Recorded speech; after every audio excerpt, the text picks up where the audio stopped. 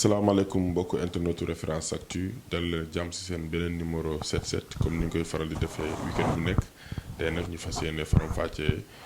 li gën a fës ci semaine bi. ma baal ngeen ñëw suñuy confrère Sissoko. Omar maa ngi lay fay di nuyu suñu mbokk internet yi ñuy seetaan ci référence actu di kontaan di leen dalalaat ci seen émission 77 di leen wax rek. di leen ñaanal ci weeru koor gi ñu nekk lépp liñ ci jaamu yàlla na ko yàlla nangu. Faux médicaments affaire de faux médicaments malgré le pôle d'avocat dirigé par Maître El Hadji Diouf dafa mel ni yëf yi moom jébbal nañ ko le juge du 8e cabinet. wax jàngatee affaire faux médicaments yi. Omar li nga wax dëgg la 8e cabinet sax déféré na les 4 prévenus. kenn ki rek la livreur. moom lañ def sous contrôle judiciaire ñoom depuis démb déféré nañ leen ñu ngi fanaan ni kaso mais li am mooy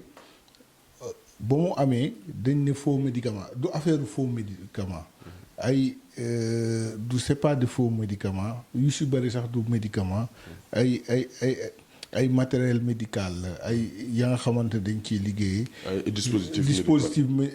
médicaux lañ. yooyu loolu la léegi nag li ci am mooy. est-ce que am nañ droit commercialiser ko wala dugal ko Sénégal ou pas li ci am mooy ñoom dañu ne ñoom defuñu lu aay am nañ kayit yëpp li ñu wax ñoom douane ne loolu moo tax ñu permettre ko ñooñu am nañ droit dugal ko mais autorité waa ministère de la santé ak ñoom daal neen jàpp nañ ni amuñu droit bi donc am na fu coow amee waaw est-ce que on se pose beaucoup de questions est-ce que ñoom nekkuñu di yàq marché keneen mu am intérêt am plus long bras que ñoom mu ne ñii foog ma éliminer leen moo indi li walla est-ce que en réalité ñoom nekkuñu di tooñ bu ñu fàtte ni tudd nañ fii ci fourniture matériel ak dispositifs médicaux yi nga xamante ne moom la ñuy wax ci période kii tudd nañ fi doomu ministre ni daf koy fournir donc bu lii amee ñoom ñu jàpp ni ñoom ils sont dans la légalité même terrain bu ñu leen doon wax ne leen seen maison mère bu nekk Nigéria moo leen jox ñu jënd terrain Pikine Daagu Daan en face arène nationale pour def fa seen siège au Sénégal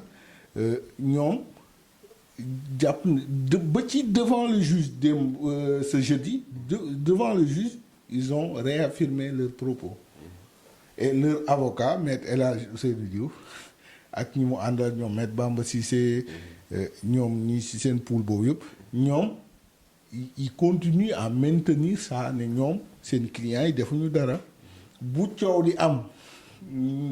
les autorités nañ ko xool seen bi parce que aussi nit moi je pense nit mënu am autorisation jaarale kii si yoon ñu jàpp ko pour man loolu war ñu ko waaye it nit waru am fitu jël matériel boo xam ne da nga war a am autorisation dugal ko nga jaarale ko douane valider ko si ñaari cas yëpp état bi doit sévir. L'État doit sévir warul continuer mel ni yeneen histoire yu fi amoon ñu ngi fàttaliku l'affaire de Wuri Diallo à Touba. donc ñu ngi xaar procès leeral. ba pare Omar il faut le dire médicament dafa am mafia dafa am lobby. ça loolu du Sénégal rek c'est pas quelque chose bu bees Sénégal mais dafa am lobby et ce que je vois là. J'ai l'impression que ni dafa am des gens très loin yuy jouer échec ku nekk di pousse pion léegi nag les plus faibles ils vont en pâtir mais pendant ce temps est-ce que sénégalais yi ñoom ils vont gagner ou perdre dans ce combat. donc ñu ngi xaarandi procès bi verdict bi ñu xam kan moo ci am dëgg ak kan moo xamante ne moo jalgati yoon ñi dem ci affaire Ousmane Sonko gannaaw. tekkaar bi ñu nemmeeku depuis coow li barki démb génn na ci def benn entretien boo xamante ne wax na ci lépp surtout nag lu attiré suñu attention mooy maintenir na position am. bi lancé na leen message nooy décortiquer le message Ousmane Sonko. Ousmane Sonko d'abord dans la forme. Sur la forme pardon. Sur la forme j'ai trouvé un homme serein, sûr de lui-même et très en confiance. C'est ça que j'ai vu. Et un discours benn interview bu suñu confrère Sadikh Top def très posé, beaucoup d'éléments, un contenu conséquent et aussi nga gis ni kii wax ni li muy wax xam na ko bu ñu demee dans le contenu dinañ gis ni li nga wax c'est vrai Ousmane Sonko doo ko wax sax à partir de cette affaire-là dite de Sweet Beauty, mais il a réaffirmé son engagement à ce régime depuis 2014 ba mu duggee en politique. Il est dans sa logique. ñu gis ni aussi Ousmane Sonko étaler son panafricanisme. Pour une première fois mu jël temps expliquer son panafricanisme. li mu bëgg dem ba proposer des états fédéraux africains, des états fédéraux africains yoo xamante ne day amaat un autre état confédéral boo xamante ne dañuy permettre ñu puissant, parce que moom mi ngi wax ni développer ne veut pas dire puissance. Il a étalé ses connaissances en géopolitique et aussi mu wax benn wax mu ne dinaa dem seeti ñëpp ba ci Macron ba ci ku nekk ku ma bëgg gis dinaa la gis parce que dañu war a dem rek. xam nga lu tax loolu Ousmane Sonko wax na ko ci discours am nee na kër diine yi dañ fa doon dem di ko fa di li wolof di wax duural xam nga duural mooy sosal daal di ko fa sosal. Il sait que c'est la même chose la ñuy def au niveau international si yenn kii décideurs yi, donc il veut se laver. Et aussi ma gis ni wax na ci affaire Adji Sarr bi benn wax boo xamante ne dama ko nee na su ma jàppoon ni liñ ma jiiñ maa ko def du ma nangu benn Sénégal di ci mu waat aussi il a juré ne du ma nangu benn kii bi, mais am na lu ci gën a am solo pour man. Ousmane Sonko il est en train de préparer son discours là, ñaari objectif laa gis ni la am. affaire kii moom daf ko sax minimiser, affaire Adji Sarr bi daf ko sax minimiser, mais benn bi mooy il parlait à la scène internationale, beneen bi il préparait les locales. Parce que mi ngi naan gis naa jeunesse boobu noonu mu wax ni bëgg bu ma leen bëgg ne gis naa ni ngeen engagé wu, mais loolu yëpp ku dem ba ñemee jël géej, ku ñeme ba dem sànnanteeg ak kii alkaat yi am na bu ko gën a yomb. bu ko gën a yomb mooy dem bindu ci liste électorale yi. te loolu il faut que mu woo ci jeunesse yi ñu dem ci. nee na te toujours dans son discours mu ne bu ñooñu defee bu leen defee loolu bu ñu demee élection locale noonu lañ ko mën a gagner, bu ñu demaatee législative noonu lañ ko mën a gagner ba donc il se projette. Donc Ousmane Sonko il a fait un bon discours. mais baar ragaloo ni affaire Adji Sarr bi état du Sénégal da ko mettre en veilleuse di xaar ba 2024 bu amee benn tableau bu dessiné wu mu teg ko comme arme. pour annuler la candidature Ousmane Sonko. kenn waxatu ko. Ousmane Sonko wax na lu mel noonu. nee na moom homme politique la te du nangu ñuy jël benn épée de Damoclès di ko teg ci boppam bàyyi ba mu war a kii ñu ñëw. Il a dit une chose aussi, j'ai vu que ni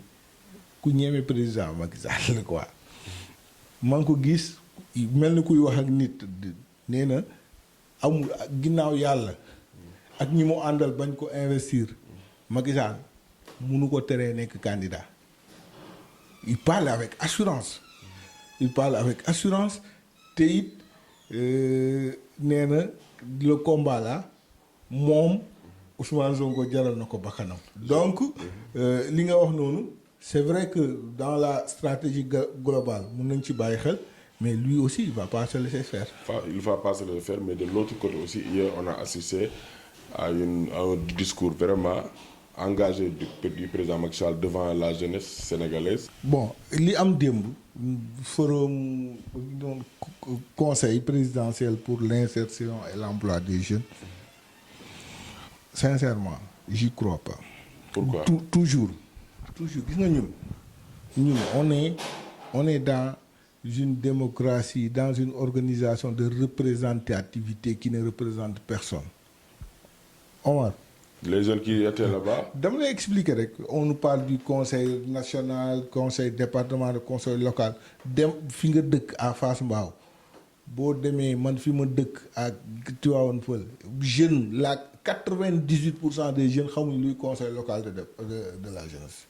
xamuñ luy conseil départemental de la jeunesse, xamuñu en fait ces structures là moi je dis pas que c'est pas bon mais kan la représenter en général ñi fa dem moi je sais de ce que ñi fa nekk mooy ñi nekk ci association yi ñi nekk ci parti politique yi ñoo fay nekk ñooñu ñoo nekk ci conseil national de la jeunesse. Beneen bi ñi nekk conseil national de la jeunesse ils sont tous sauf jeunes. waaw ba beaucoup de gens. ba léegi mën ñu ko renouveler. waaw ils sont tous comme jeunes donc ñooñu noonu ñoo dem foofu wax ba pare ci niñ leen ci li ñu fi def pour man pourquoi j'y crois pas encore beneen aspect bi président ñëw toog 14 régions yi ñu représenté leen département par département wala région par région des hommes politiques ak ay businessmen ñoo wax qu'est-ce que ça peut apporter qu'est-ce que ça lan lañ fay wax lu président xamul woon si on se dit la vérité lan lañ fay wax lu sénégalais yi xamul woon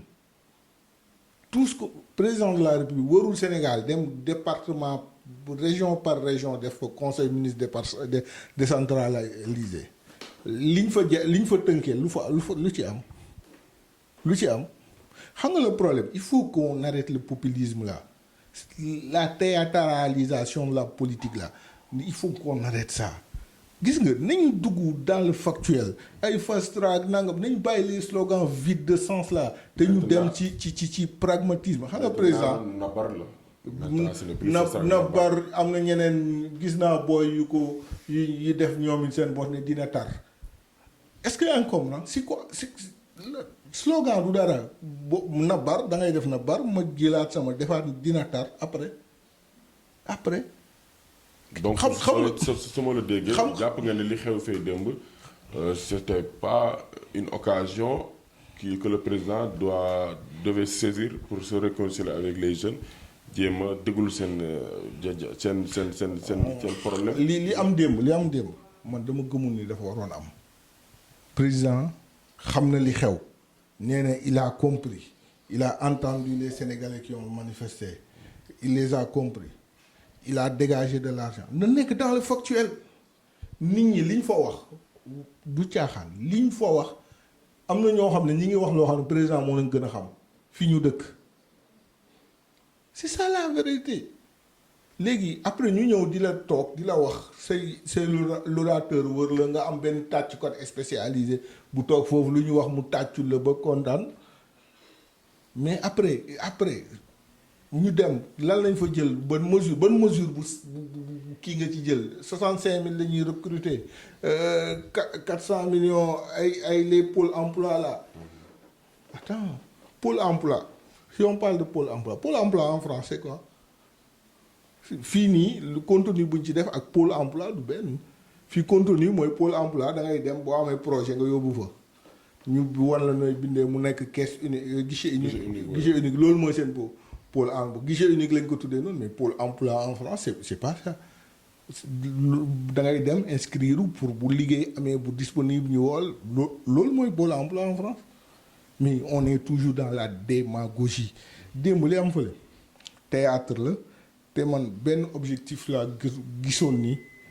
moom moo tax président de la République monsieur Macky Sall def loolu benn objectif. mooy ban. mooy li nga njëkk a wax sànq mooy tontu Ousmane Sonko. tout ce qu'il fait tu vois que ni l'objectif principal mooy politique mais président de la république li xew keroog Sénégal xaw ci tàkk war na toog fii naan non du fi amati non nous on n'a pas besoin de ça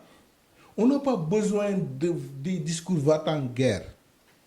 nous on a besoin de la stabilité ñi bëgg a lekk ñu bëgg a naan ñi bëgg a liggéey waxuñu état bi mooy utal ñëpp liggéey ñi war a jàngi loolu la leneen yëpp xoola seen guerre c'est une guerre interne ñoom seen biir il faut que le Sénégalais Omar ñu respecter ko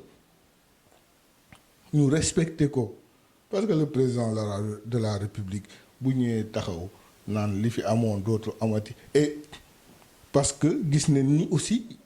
les gens peuvent douter de ça peuvent croire fu mu ko teg ci recrutement am yooyu police day recruter 3000 gendarmerie 3000 mu jënd matériel bu bees et si la population bu ñu jógaatee ay xool ñaari côté yëpp ku ci dee sénégalais lay doon du nekk nigérien du nekk gambien sénégalais lay doon après qui va perdre moom ay doomam duñ ci bokk Ousmane Sonko ay doomam duñ ci bokk te population buy jóg di manifester il est dans sa légitimité parce que il faut pas oublier que ni dans une république comme ñoom ni ñu ko concevoir benn peuple benn pouvoir moo am te peuple bee ko moom peuple bu meree war na wax je ne cautionne pas ñuy wër di yàq mais war na wax war na marche war na kaas. war na s'exprimer. il doit s'exprimer mais bu ñëwee ñuy napp affaire yi ça ne passe pas nañu liggéey pour Sénégalais yi parce que Omar dañ leen fay ñuy liggéey comme man ak yow ni ñu fay ñuy liggéey ñoom noonu lañu fay ñuy liggéey ils ont l'obligation de résultat. On a annoncé la mort d'Idriss Déby tué au combat par les rebelles du Front de l'Alternance et la Concorde. Son fils Mahamad Déby a hérité du pouvoir est-ce que jàpp nga ni transition démocratique dina am foofu noonu. Bon transition démocratique moom nañ ko teg na le quoi y a rien de démocratique foofu li fa xew parce que président bi rey nañ ko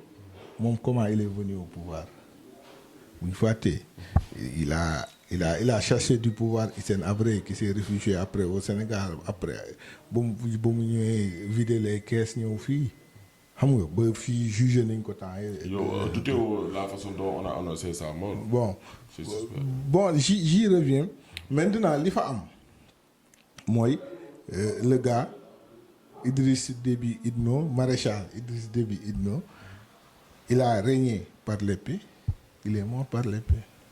moom ci boppam moo doon wax moom il ne sera pas un maréchal buy dee ci kaw lalam moom moo ko wax donc mu dem au front maintenant liñ ciy wax dama gis benn poste Cheikh Bamba Dièye mu ne moom son inquiétude mooy ba kii gaañoo ba léegi gannaaw ba mu ko jaalee moom li mu wax nii mooy li ñuy wax yëpp mooy sécurité Sahel c'est-à-dire benn nit boobu noonu moo nekkoon garant sécurité Sahel te on a 60 ans d'indépendance. man foofu laa njëkk a waxee léegi ñun suñu état yi sécurité Sahel c'est vrai que ils ont été déterminants au Mali. Il y a une année ils ont fichu une raclée mémorable à Boko Haram. Ils constituent la plus grande armée africaine. ñu ëpp lu ñu guerre dem mener des guerres donc on salue cela mais après ça léegi si Déby s'en va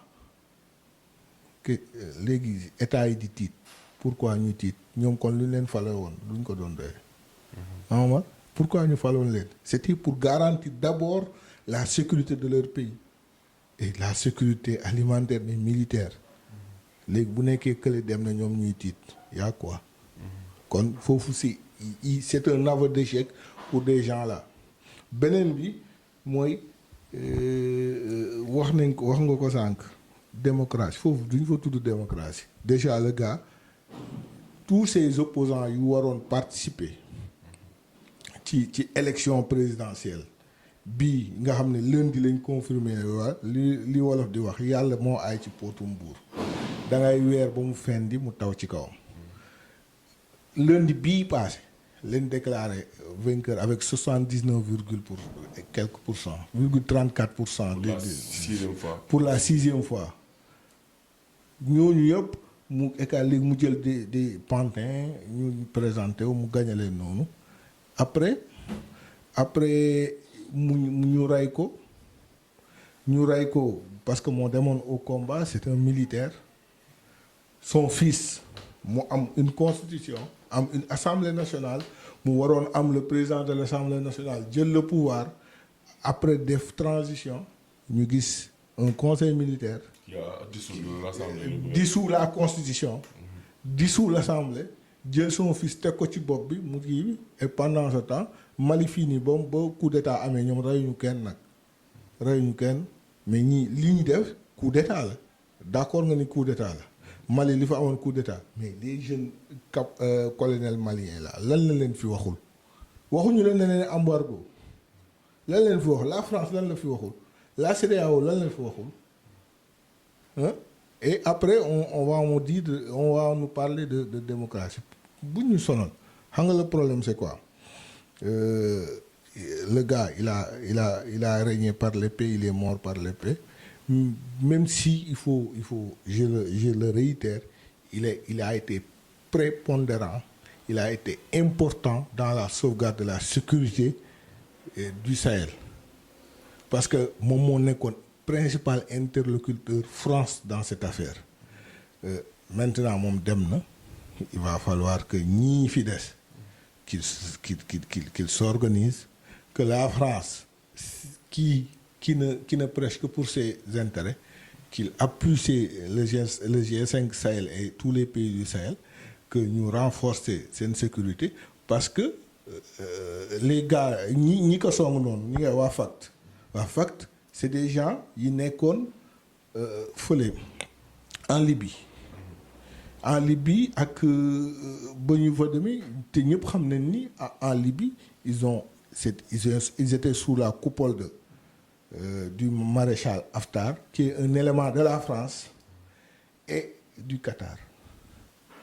léegi ñu kooku noonu bu ñëwee ba daaneel loolu ci allié France te xam nañ ni ci allié France la jógee après xel teeyul fenn après ñu la France va laisser faire. ñu génn foofu noonu mujjee ci culture ñu tëj suñu jotaay gi mooy l'affaire Halima bi nekkoon maîtresse d'un homme marié. Halima Gadji. ji ma koy rendre hommage mais li mu wax képp ku am bakkan di dund di liggéey loolu nga bëgg. mooy liggéey ba mun a yor sa bopp liggéey ba doo dépendre keneen ba doo feebar ñu lay defal kenn yow bëggoo loolu. En tout cas ñoom ñëpp l'histoire a montré que beaucoup d'anciens acteurs kenn film yi fi ñu mujjee daal. xam nga loolu lu ko indi on n'a pas une politique culturelle globale et globalisée. On a des politiques yoo xam par exemple waa Morodi ce qu'ils font seen kii di gagné tuuti gis naa après Mass Ndour seen kii Massamba Ndour directeur bi génn ne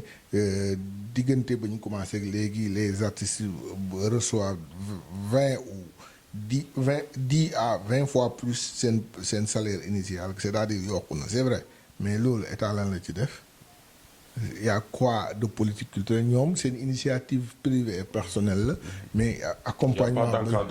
encadrement par exemple bu amoon benn mutuelle boo xam ne dañuy lii bu ñu paree ñu fay mun a am retraite surtout le statut de l'artiste am na yooyu yëpp réflexion la et man pour man Halima au lieu que Pod pour man il a été un peu